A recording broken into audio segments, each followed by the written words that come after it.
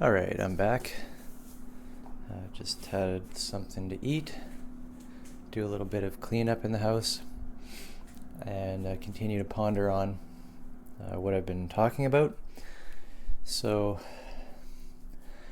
one of the thoughts that came up is that when we think of this, the true Great War, or the axial war, which has been waged cold for thousands of years, and now coming hot due to this shift in consciousness and postmodernism, all this kind of new age stuff, this relativity of meaning, which all points towards the body and towards experience. The meta religion is emerging. It's very important to realize that there's no blame to be laid on anybody. There's no one person at fault for any of this. This is a spiritual war that's been ongoing, and although we like the idea of justice, of somebody paying for this, that in itself is a process of the mind being swept away. And so we really truly have to sort of let this go as far as finding somebody to pay for it. That type of thinking will only continue to perpetuate the war. And I just also wanted to note that I'm trying not to get into too much history or philosophy or anything like that. What I'm trying to do is, as best as I can, just point to some bits of information or some meditations, or just paint this picture that is able to tie in my work with so many of my own proximity guilds. So people and places that I interact with. So this media expression piece is directed quite extensively and quite focused on the people that I interact with, because that's how I see the kind of concrete embodied unfolding of my work is through my network and through those around me. So therefore, I am doing this intentionally and specifically to try and enable and empower those around me to gather up the same kinds of thought, to be able to think in the same areas that I am, to be able to link together things in the way that many of us are able to perceive. So this really isn't about trying to make statements of fact or setting a record straight or anything like that. I'm really just trying to empower those around me, as well as create material for myself and those around me to help to teach those around me, and to make this work meaningful, to have it grounded in a network of relationships. And so talking about the church and my Christian friends, the people that I know, I'm kind of painting a bit of a bad image or a bad picture here about what the church has done with the teachings of Christ, for example. The way that it actually ended up being instituted, largely by, we give the credit to Paul.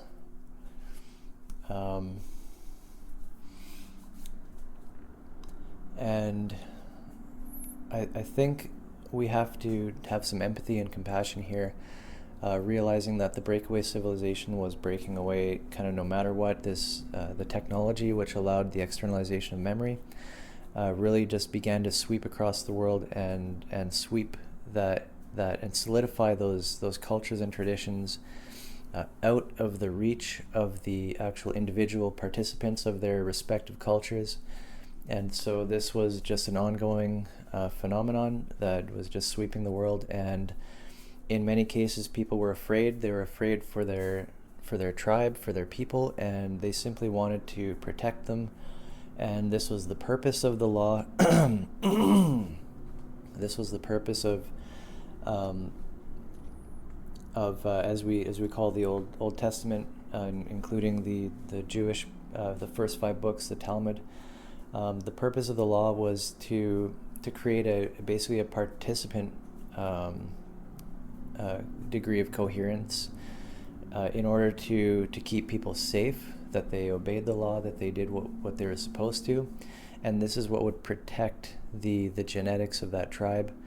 This is what would keep people together. So you had these kind of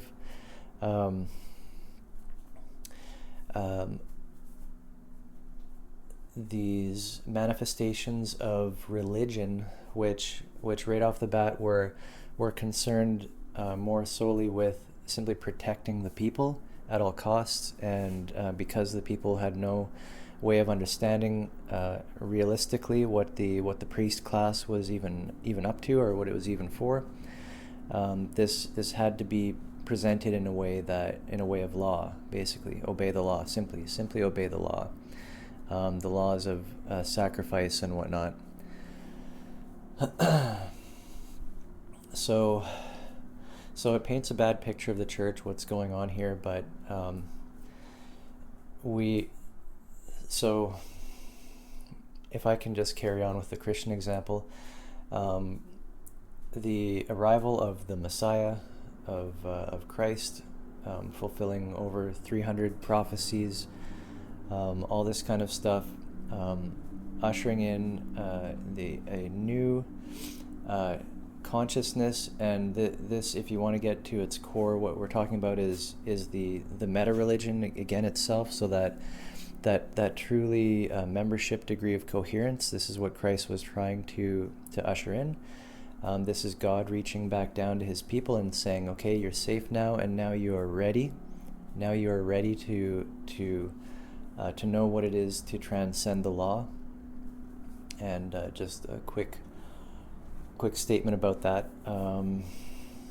The law is never a truth. The law is only ever an approximation, and those who of membership degree of coherence truly understand the law, and this is how the law is fulfilled, because a revelation is made within the being of who is experiencing that, which causes them to understand why the law was written, understand how the law was written, causes them to understand and to know how to write law, and also the pitfalls, the caveats of law, in that it is and only ever can be a symbolic representation, not ever the thing in and of itself. And again, this pointing towards the core problem of religion and doctrine and scripture, that you can have just a totally participatory-based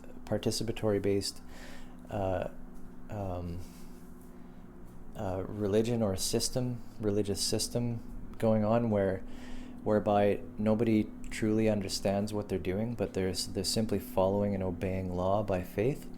And this, of course, is the root of hypocrisy, especially to become stagnant in that, and to become unchanging, and to become comfortable and unwilling to confront change, or to be dynamic as life demands of us always. And so it looks bad. It looks like bad news. It's bad for the church. But there's nobody to blame, and this is a natural part of the kind of evolution of the culture of our species. This is one of the greatest stories ever told, and hopefully we will be able to tell it to our future generations. We will be able to tell ourselves this story of how at once we were found, and a great evil swept over the earth. The externalization of meaning began to bear down upon the people, and this caused a great darkness for many millennia.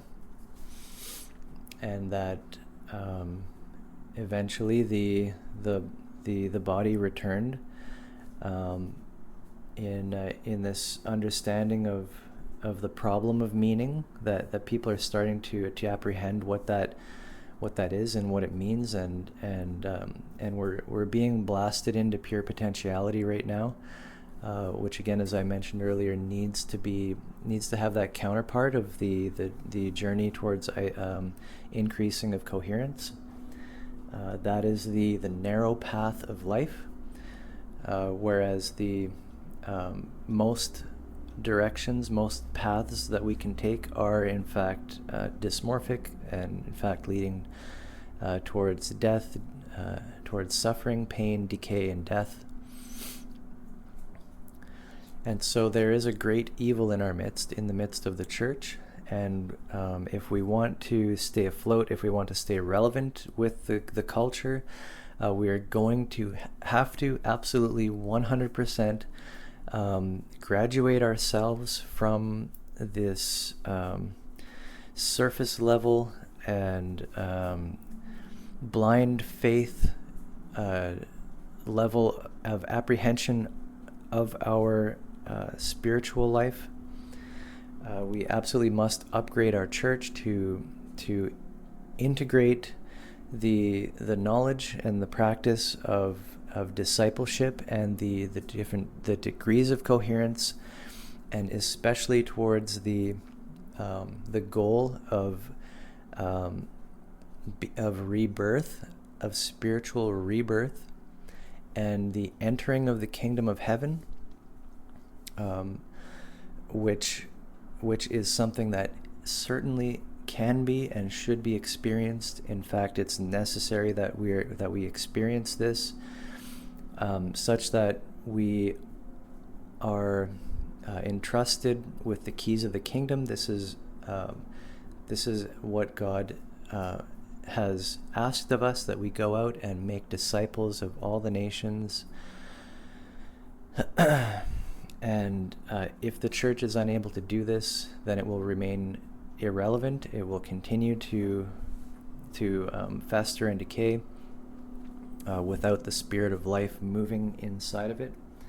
The church will be without this. It will be without the spirit, and you will always have people who have achieved these enlightenment experiences, embodiment experiences, that have seen the truth, that have seen and see the world through the eyes of God.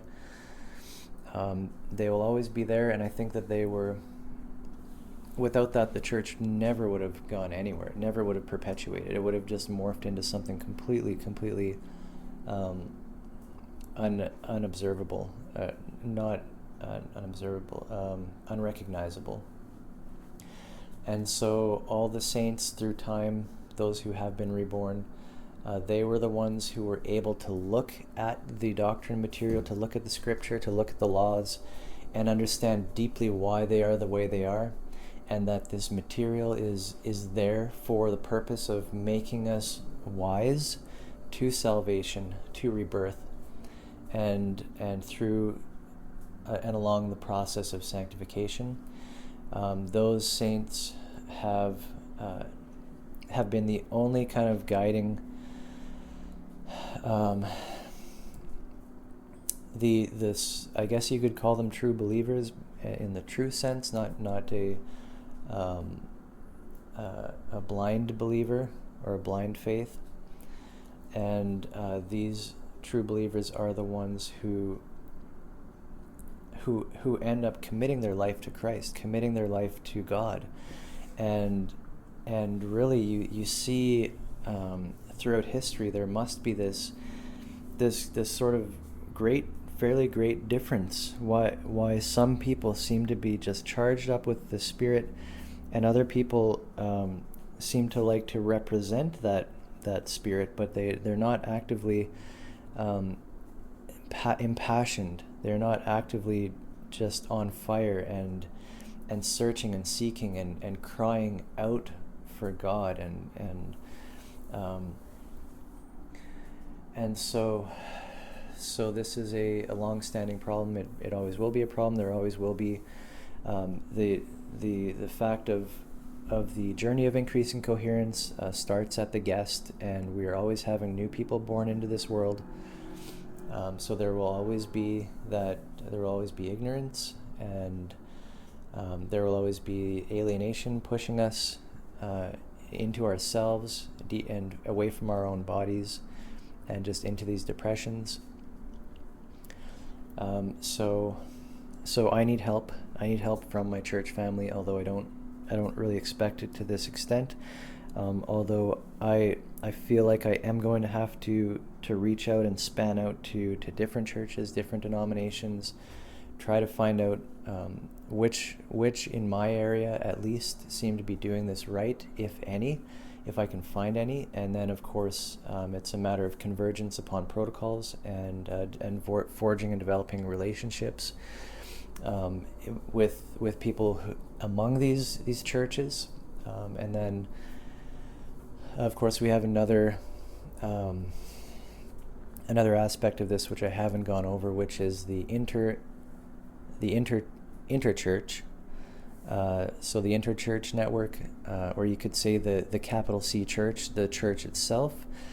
This is the church of the meta-religion, which is beyond any denomination. And so, of course, we have split ourselves apart. We have divided ourselves into all kinds of different ways of saying that you are not like me. And that is, of course, the opposite of what the Spirit demands and expects. The opposite of what the Spirit shows us.